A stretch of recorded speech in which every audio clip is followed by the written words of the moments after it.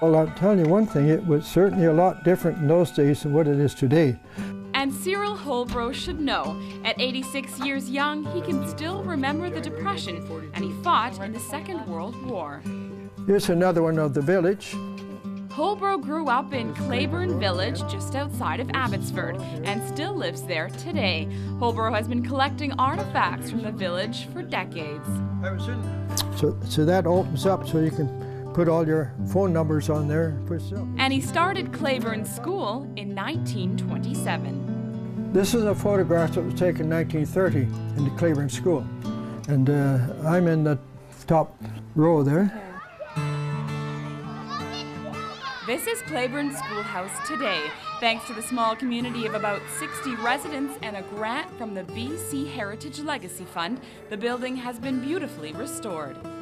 Heritage Legacy Fund was created 5 years ago, and the program was to help communities around BC conserve heritage. And that meant fixing up old heritage buildings or doing awareness programs. The fund started with a $5 million gift from the BC government. The money was lodged with the Vancouver Foundation, and the Vancouver Foundation holds the fund, and we get to spend the proceeds. Madeline Hardin is just one of the residents who helped preserve the Clayburn Village Schoolhouse. Her hard work and perseverance has paid off. And it all started with a $25,000 grant from the BC Heritage Legacy Fund. To get that anchor donation of $25,000 allowed us to go out and get matching funds. Altogether we raised $120,000. But we couldn't have done it without that first $25,000 gift from the Heritage Legacy Fund. Community volunteers used the money to raise the schoolhouse ceiling, restore the original floor, and install new lighting fixtures. They kept the original doorknobs and the blackboards, which are 100 years old. It brings back memories too, it sure does. Even though it has been changed considerably, but the big accomplishment was what we did last year was fix up the whole school, you know, and make it almost like a new building inside.